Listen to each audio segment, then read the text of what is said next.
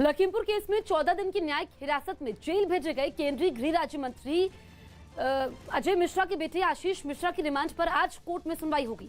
इस बीच आशीष मिश्र कोर्ट में पेश नहीं होंगे। उनके वकील अवधेश कुमार कोर्ट में मौजूद रहेंगे। पुलिस ने आशीष मिश्र को हत्या, आपराधिक साजिश, साक्ष्य मिटाना, गैर इरादतन हत्या और लापरवाही से गाड़ी चलाने के आरोप में दर्ज केस के तहत गिरफ्तार किया था, जिसके बाद उन्हें न्यायिक हिरासत में जेल भेजा गया, जहां सबसे पहले उनका मेडिकल और कोरोना टेस्ट हुआ। न्यूज 18 के अजीत सिंह की खबर है कि जेल में आशीष मिश्र को कोरोना नियमों के तहत बैरक नंबर 21 में अकेला रखा गया, जहां उनसे किसी को मिलने की इजाजत नहीं है। साथ ही उनकी बैरक के बाहर 2 पुलिसकर्मियों को उनकी सुरक्षा में तैनात भी किया गया है।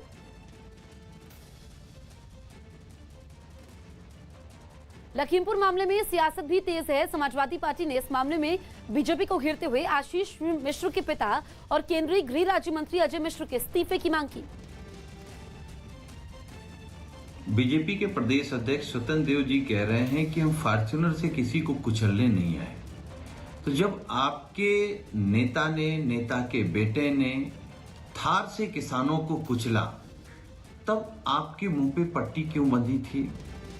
कहां नैतिकता मर गई थी? क्यों नहीं अभी तक उस गृह राज्य मंत्री को बर्खास्त कर पा रहे हैं, जिसके सह से, जिसकी ताकत से किसानों को कुचला गया? लखीमपुर घटना पर एआईएमआईएम अध्यक्ष असदुद्दीन ओवैसी ने आरोप लगाया कि चुनाव की वजह से अजय मिश्र को उनके पद से नहीं हटाया जा रहा। ओवैसी ने बीजेपी पर जाति की राजनीति करने का आरोप लगा दिया। मंत्री को नहीं हटाते, उनके अब्बा को। योगी जी आशीष के अब्बा जान को नहीं हटाएंगे? क्या तुम ही बोल सकते अब्बा जान, हम हमारी मुंह में जबान नहीं है? क्या नरेंद्र मोदी आशीष के अब्बा जान को नहीं हटाएंगे? आप मोदी जी क्यों नहीं हटाएंगे अब्बा जान को? आप हटाना चाहिए ना अब्बा जान को। आप तो बोलते हैं कि मैं कोई चीज को, गलती को बर्दाश्त नहीं करता। बाबा, क्या आशीष के अब्बा को आप बचाएंगे या जेल को भिजाएंगे? इस बीच बीजेपी ने लखीमपुर मामले में कांग्रेस पर राजनीति करने का आरोप लगा दिया। बीजेपी नेता मनीष शुक्ला ने प्रियंका गांधी को घेरते हुए इसे उनका सियासी दांव बताया। कांग्रेस शुरू से ही लाशों पर राजनीति करती आई है। लखीमपुर की दुर्भाग्यपूर्ण और दुखद घटना की आंच में भी राजनीति की रोटियां सेकना चाहती थी प्रियंका वाड्रा। 3 तारीख से लगातार इवेंट मैनेजमेंट के द्वारा उत्तर प्रदेश में कांग्रेस की राजनीतिक प्रासंगिकता बनाए रखने का प्रयास कर रही हैं। लखीमपुर हिंसा मामले में 8 लोगों की मौत हुई थी, जिसमें शुभम मिश्र और आशीष मिश्र के ड्राइवर हरिओम मिश्र भी शामिल थे। इस मामले में पीड़ित परिवारों की तरफ से आरोप लगाया गया है कि उन्हें अब तक कोई इंसाफ नहीं मिला और न ही कोई गिरफ्तारी हुई है। शुभम मिश्र के पिता ने आरोप लगाया कि उनकी शिकायत के बाद भी अब तक पुलिस ने केस दर्ज नहीं किया। ये सब झूठी कार्रवाई है, वो कोई किसान नहीं थे। अगर आप किसानों का नाम दे रहे हैं तो ये गलत किसान नाम दे रहे हैं। किसान कभी इतनी बर्बरता से किसी की हत्या नहीं कर सकते। वो सोची समझी रणनीति थी। वो कहाँ से नहीं, वो कहाँ से बोला। उसमें आपने देखा होगा एक खालसा की टी शर्ट आपको दिखाई पड़ रही है। ये कौन से संगठन था, कहाँ से आए थे, किसने बुलाया था, ये जांच का विषय है। इसमें SIT लगी हुई है, जांच करेगी, सबको चिन्हित करेगी कि ये कौन कौन लोग थे। ये किसान नहीं हो सकते, किसान हो ही नहीं सकते। लखीमपुर घटना के विरोध में आज महाराष्ट्र में महाविकास अघाड़ी ने बंद का ऐलान किया है। महाराष्ट्र में सरकार चला रही शिवसेना, कांग्रेस और एनसीपी ने लोगों से इस बंद को समर्थन देने की अपील की है। मुंबई में छोटे व्यापारी भी इस बंद में शामिल होंगे और शाम 4 बजे तक अपनी दुकानें बंद रखेंगे। हालांकि छोटे दुकानदारों ने पहले इस बंद में शामिल होने से इनकार कर दिया था, लेकिन बाद में वो इस बंद के लिए राजी हो गए। एसटी बस रेलवे को बंद किया जाए तो रेल विभाग जाने। ये कोई सरकारी बंद नहीं, ये जनता का बंद है और हमें आशा है कि ये पूरी तरह से बंद कामयाब रहे। सरकारी बंद नहीं, ये तीनों दलों का बंद है। जो भी बंद है ये पूरी तरह से कामयाब रहेगा, हमें आशा है। महाराष्ट्र में एक दिन के बंद को बीजेपी ने इसे महाविकास अघाड़ी की सियासत करार दिया। बीजेपी नेता प्रेम शुक्ला ने सवाल पूछा कि जब लखीमपुर मामले की जांच चल रही है और मामला कोर्ट में है, तो इस तरह के बंद का क्या मतलब है? जब लखीमपुर खीरी कांड में बाकायदा न्यायिक जांच चल रही है और कानून अपना काम कर रहा है, उस समय किसानों की राजनीति के नाम पर महाराष्ट्र बंद करके महाराष्ट्र की अर्थव्यवस्था जो चरमराई हुई है उसको अरबों रुपए की चपत देने का दुष्कर्म करके सिर्फ राजनीतिक रोटियां सेकने के नाम पर महाराष्ट्र के सत्ताधारी दल अराजकता की आग लगा रहे हैं। लखीमपुर घटना के विरोध में आज कांग्रेस देश भर में विरोध प्रदर्शन करेगी। कांग्रेस कार्यकर्ता देश भर में मौन व्रत रखकर लखीमपुर घटना का विरोध करेंगे। जम्मू में कांग्रेस का ये विरोध प्रदर्शन राजभवन के बाहर होगा। दिल्ली में भी राजभवन के बाहर कांग्रेस कार्यकर्ता मौन व्रत रखकर प्रदर्शन करेंगे। कांग्रेस ने इस मामले में केंद्रीय गृह राज्य मंत्री अजय मिश्र को उनके पद से हटाने की मांग भी की है।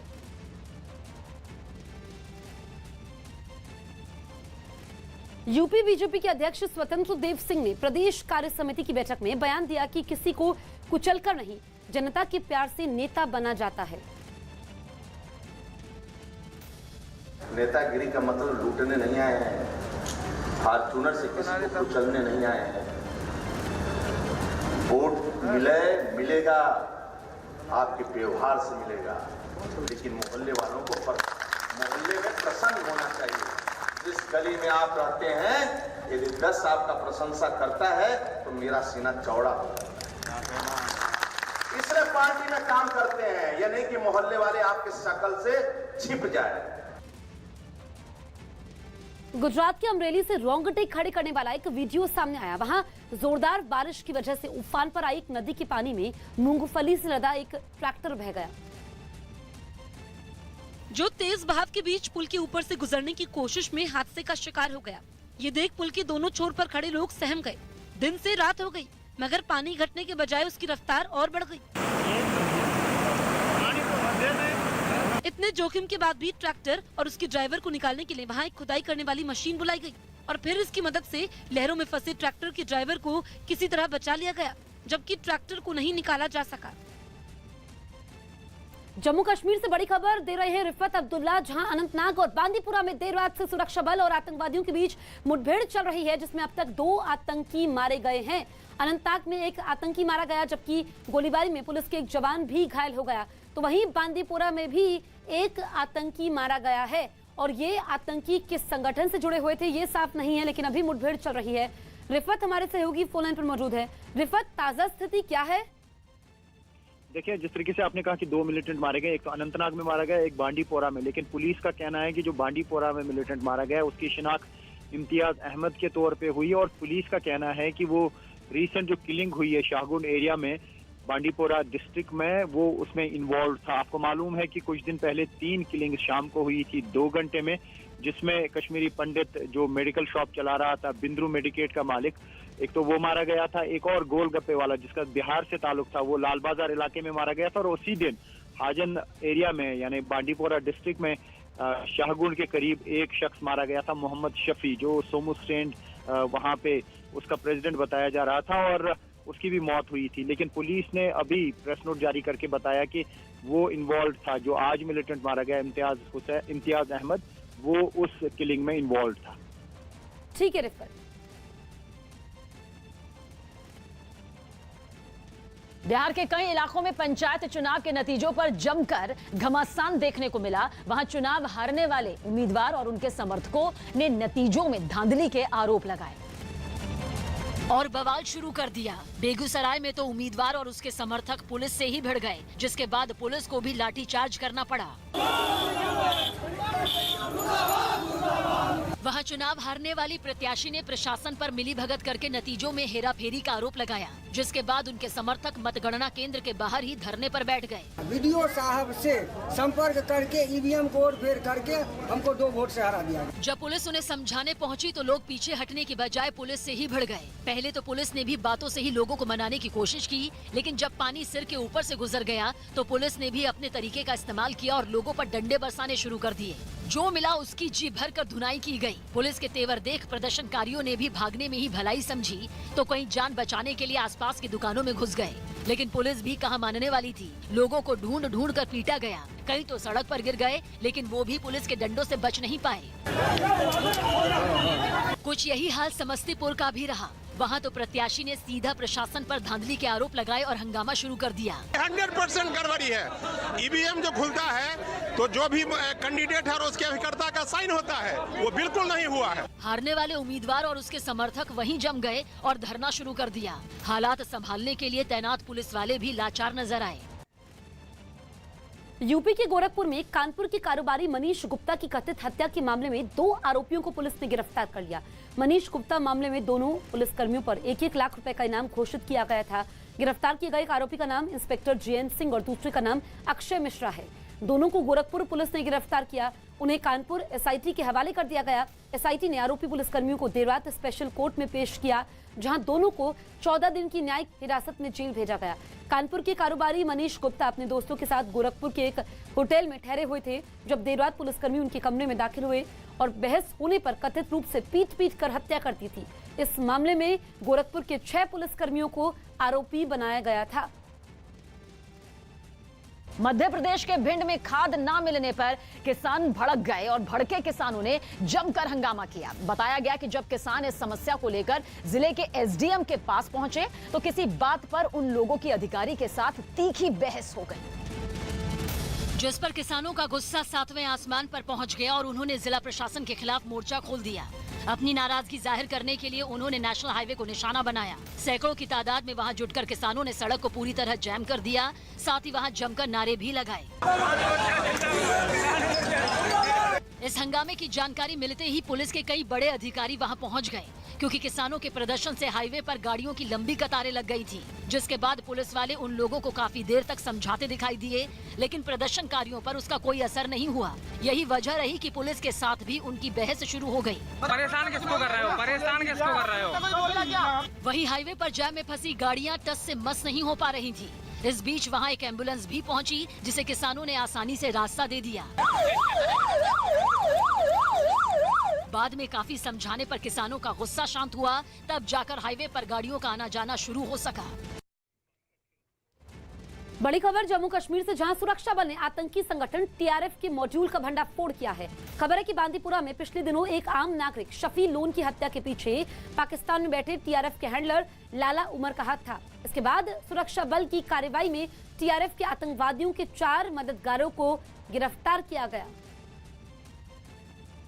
स्पेन के ला पाल्मा द्वीप पर करीब 20 दिन पहले फटे ज्वालामुखी का तांडव अभी भी जारी है। ज्वालामुखी का लावा वहां अब तक 1000 से ज्यादा इमारतों को निगल चुका है। करीब 7000 लोग अपना घर बार छोड़कर भाग चुके हैं, लेकिन इतनी तबाही मचाने के बाद भी ज्वालामुखी का तांडव कम नहीं हुआ, बल्कि और ज्यादा बढ़ गया है। क्योंकि अब उससे लावे की एक नई नदी फूट पड़ी। दिल दहला देने वाले इस मंजर की तस्वीरें भी सामने आई। ये ज्वालामुखी दिन रात आग उगल रहा है। गर्म पिघलता हुआ लावा कुछ इस तरह नीचे उतरा जैसे वहाँ आग का कोई दरिया बह रहा हो। रात में जब सब कुछ गुप अंधेरे में डूबा था, तब मीलों दूर से सिर्फ और सिर्फ सुर्ख लावे की नदी ही नजर आई। कुछ ऐसी ही तस्वीरें पहले भी सामने आई थी, लेकिन ज्वालामुखी के आकार में बदलाव होने की वजह से अब वहां से निकलने वाले लावे का रास्ता बदल गया और वो एक दूसरे रास्ते से नीचे की तरफ बढ़ने लगा। लेकिन ये तो ज्वालामुखी के विकराल रूप की सिर्फ एक तस्वीर थी। आग उगलने वाले इस ज्वालामुखी में धमाके भी सुने गए। धमाकों के साथ ही अंगारे आतिशबाजी की तरह आसमान में उड़ते नजर आए। ऐसे अंगारे जो रास्ते में आने वाली हर चीज को जलाकर राख कर दे। 1000 डिग्री सेल्सियस से भी गर्म लावे की ये नदी रास्ते में आने वाले टुकड़ों पर इतना उत्पात मचाते नजर आए कि वहाँ मौजूद हर चीज राख में बदल गई। जिन जगहों पर कभी बस्ती आबाद होती थी, उसे लावे की चादर ने ढक लिया। इमारतें, सड़कें, बिजली के खंभे, सब कुछ राख और पिघली चट्टानों के नीचे दफन हो गए। बिजली संकट ने दिल्ली के बाद अब पंजाब की भी चिंता बढ़ा दी है। हालांकि केंद्र सरकार ने इस संकट की आशंका को नकार दिया। न्यूज 18 की चमन पलानिया की रिपोर्ट है कि Punjab state power corporation limited यानी पीएसपीसीएल ने देश भर में कोयले की किल्लत का दावा करते हुए राज्य में बिजली उत्पादन पर इसका असर पड़ने की आशंका जताई। साथ ही लोगों से बिना वजह घरों की लाइट और पंखे समेत बिजली से चलने वाली मशीनें और एसी न चलाने की अपील की, ताकि इससे बिजली बचाई जा सके। पंजाब सरकार ने केंद्र से भी राज्य में बिजली संकट को टालने और जरूरत के मुताबिक कोयले की सप्लाई करने की अपील की। वहीं पंजाब में बिजली संकट के मुद्दे पर अकाली दल के नेता सुखबीर बादल ने मुख्यमंत्री पर हमला बोला है। इस बीच दिल्ली और पंजाब में बिजली संकट की खबरों के बीच केंद्रीय ऊर्जा मंत्री आर के सिंह ने एक अहम बैठक की, जिसमें बीएसईएस और टाटा पावर के कई अधिकारियों समेत मंत्रालय के कई वरिष्ठ अधिकारी भी शामिल हुए। बैठक के बाद केंद्रीय ऊर्जा मंत्री आर के सिंह ने भरोसा दिया कि देश में बिजली संकट और कोयले का संकट नहीं होगा। कोयला का हमारे पास रिजर्व स्टॉक 4.5 दिन का है, पर्याप्त कोयला हमको मिल रहा है। देश में कहीं पर भी कोई दिक्कत नहीं होगी, न दशहरा में, न दिवाली में, न उसके बाद। वहीं कोयले पर केंद्र के दावों पर दिल्ली सरकार ने सवाल उठा दिए। अलग अलग राज्यों के सीएम की चिट्ठी का हवाला देकर उप मुख्यमंत्री मनीष सिसोदिया ने बिजली संकट की आशंका को सही माना कि जिस समय देश के कई मुख्यमंत्री लगातार केंद्र सरकार को रिक्वेस्ट कर रहे हैं, उनको आगाह कर रहे हैं कि आने वाले क्राइसिस से देश को निकालिए, वैसे में वो कह रहे हैं कोई क्राइसिस ही नहीं है। सुखबीर बादल ने बिजली संकट के लिए पंजाब सरकार को जिम्मेदार माना और कहा कि एडवांस प्लानिंग नहीं होने की वजह से बिजली संकट है। बिजली पंजाब सरकार पैदा करता है, बिजली की मांग, कोयले की मांग पंजाब सरकार करता है। पंजाब सरकार ने अरेंजमेंट करनी है। जो बिजली सरप्लस हो जाए तो कहने सेंटर सरकार को कितने क्या कि थोड़ी मेहरबानी सेंटर बिजली सरप्लस होगी। हुण घाटा हो गया क्योंकि अपनी नाकामी है, तो अपनी नाकामी लुकाउंदे फिरदे आ, जिम्मेवारी संभालो। उत्तर प्रदेश के वाराणसी दौरे पर गई प्रियंका गांधी ने मंदिरों में पूजा करने के बाद एक रैली की, जहां उन्होंने बीजेपी पर जमकर हमला बोला। इस रैली से पहले प्रियंका काशी विश्वनाथ मंदिर भी पहुंची, जिसके लिए वहां पहले से ही सुरक्षा व्यवस्था बढ़ा दी गई थी। मंदिर में जाकर प्रियंका ने शिवलिंग पर जल चढ़ाया और आरती की। इसके बाद वो दुर्गा मंदिर पहुंची, जहां पूजा करने के बाद उन्होंने मंदिर की परिक्रमा भी की। इस दौरान एक महिला कांस्टेबल को उन्होंने गले भी लगाया, जो उनकी सुरक्षा में वहां तैनात थी। इसके बाद प्रियंका गांधी वाराणसी में ही किसान न्याय रैली को संबोधित करने पहुंची, जहां उन्होंने अपने भाषण की शुरुआत देवी मंत्र से की। या देवी सर्वभूतेषु शक्तिरूपेण संस्थिता, नमस्तस्यै नमस्तस्यै नमस्तस्यै नमो नमः। इसके बाद प्रियंका ने लखीमपुर घटना के साथ दूसरे कई मुद्दों पर बीजेपी को आड़े हाथ लिया। पुलिस और प्रशासन विपक्ष के नेताओं को रोकने में लगी थी। जब मैंने रात में वहां जाने की कोशिश की, तब हर सड़क पे पुलिस थी, मुझे रोकने की कोशिश की। प्रियंका के इन आरोपों पर पलटवार करने में बीजेपी ने भी देरी नहीं की। उत्तर प्रदेश के लोगों को इनके ऊपर विश्वास हो जाएगा। उत्तर प्रदेश के लोग तो ये कहेंगे कि तुम तो ठहरे परदेसी, साथ क्या निभाओगे। आज यहाँ पे रैली कर रहे हो, कल दिल्ली चले जाओगे। कांग्रेस की इस रैली में पार्टी के कई नेता भी शामिल हुए।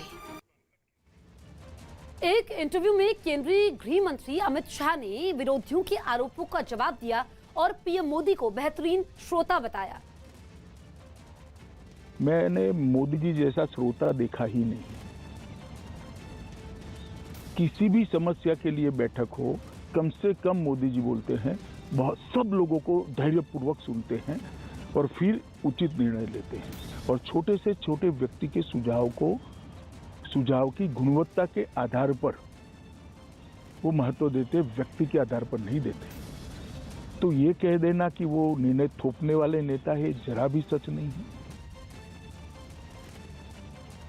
केंद्रीय गृह मंत्री अमित शाह ने इंटरव्यू में सरकार चलाने के पीएम मोदी के तरीके के बारे में बात की और कहा कि पीएम के लिए भारत सबसे पहले है और वो सारे फैसले भी इसी आधार पर ही लेते हैं। भारत प्रथम, इंडिया फर्स्ट, ये लक्ष्य लेकर वो चलते हैं और इसीलिए इसी में से दृढ़ राजनीतिक इच्छा शक्ति का निर्मित होती है। और जब दृढ़ राजनीतिक इच्छा शक्ति के साथ आप एक रास्ता तय कर लेते हो कि मुझे देश को यहाँ पहुँचाना है, तो हर क्षेत्र के अंदर आप फैसले देखिए।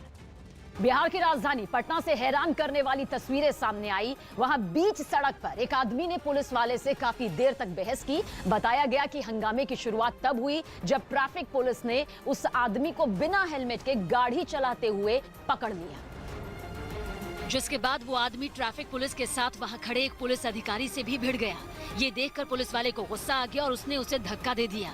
आरोप है कि पुलिस वाले ने उसके साथ गाली गलौज की। इस बीच उस आदमी का पारा 7वें आसमान पर पहुंच गया। वो पुलिस पर लोगों को बिना वजह परेशान करने का आरोप लगाने लगा। आप लोग पटना के पब्लिक को सर बहुत परेशान कर दिए सर। वही क्या तुम परेशान कर दिए सर। हंगामा बढ़ने लगा तो ट्रैफिक पुलिस वाले उस आदमी के साथ पुलिस अधिकारी को भी समझाने में जुट गए, लेकिन तब तक पुलिस अधिकारी आपे से बाहर हो गए। पुलिस का धमका रहे हो, तुम धमका रहे हो, मारने का अधिकार है, लाठी मारेगा तुमको, तुम भागा क्यों? तुमको जब काफी देर तक उनके बीच इसी तरह बहस होती रही। वहां से गुजरने वाले कई लोग इस हंगामे को देखकर रुक गए, जिससे वहां भीड़ बढ़ने लगी। झारखंड के धनबाद में प्रदर्शन कर रहे 2 कोयला खदानों के मजदूरों पर सीआईएसएफ ने लाठीचार्ज कर दिया।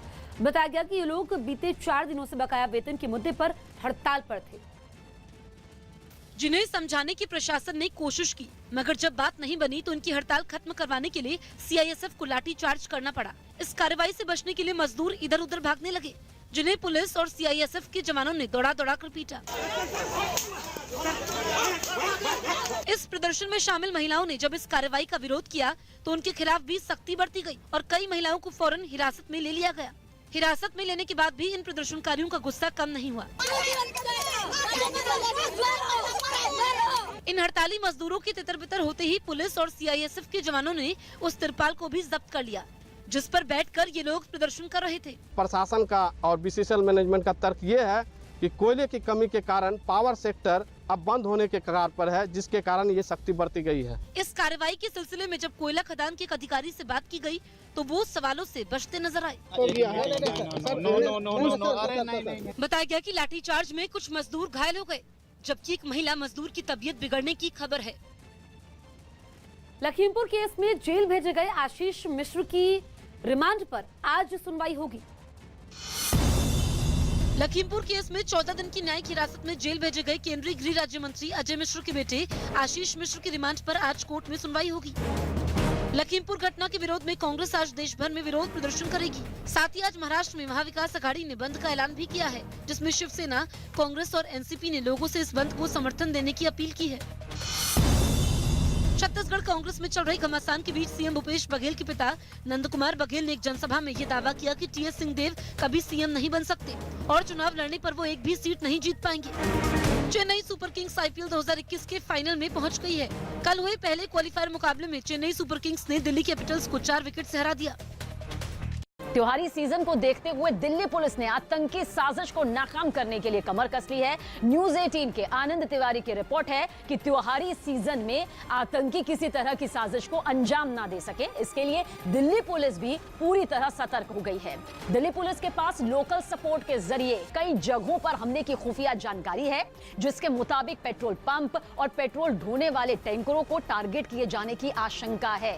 इन हमलों में स्थानीय अपराधियों और जिहादी तत्वों के आतंकवादियों की मदद करने की जानकारी भी मिली है और इससे निपटने के लिए पुलिस को गश्त बढ़ाने के साथ किराएदारों, कामगारों के वेरिफिकेशन कराने के भी निर्देश दिए गए हैं। इसके अलावा cyber cafe, chemical shop, parking, scrap dealer और कार डीलरों की जो बैठक है, उनको ठीक से जांच करने के लिए भी कहा गया है। जिस तरह से अफगानिस्तान में तालिबान की सरकार बनी है, उसके बाद लगातार घुसपैठ करने की जो आतंकी है वो कोशिश कर रहे हैं जम्मू कश्मीर के रास्ते भारत के अलग अलग शहरों में, और उसको लेकर खास तौर पर दिल्ली कमिश्नर ने तमाम महातत, तमाम डिपार्टमेंट को अलर्ट रहने को कहा है। बिहार में पंचायत चुनाव की मतगणना के समय हिंसा और हंगामे का दौर नहीं थम रहा। इस कड़ी में मोतिहारी और समस्तीपुर में भी मतगणना के समय जमकर हंगामा हुआ,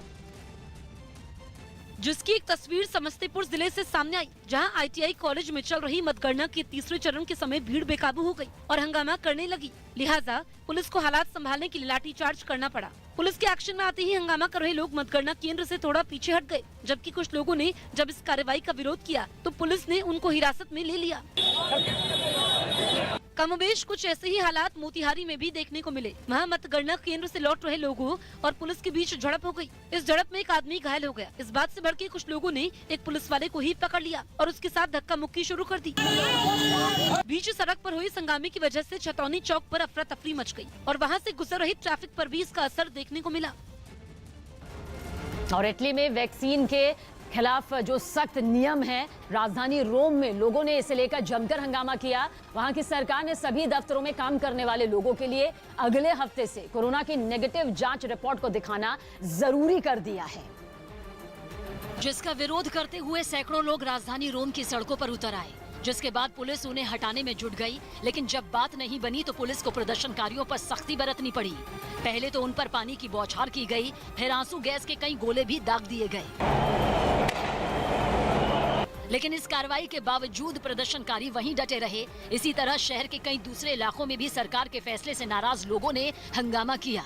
उनकी वजह से जगह जगह ट्रैफिक जैम हो गया। इससे पहले सैकड़ों की तादाद में लोग एक जगह जुटकर प्रदर्शन करते नजर आए। उनके हाथों में पोस्टर और इटली का झंडा भी दिखाई दिया। देश के बड़े मुद्दों पर आज शाम 7:57 से देखिए अमन चोपड़ा के साथ देश नहीं झुकने देंगे, सिर्फ न्यूज़ 18 इंडिया पर।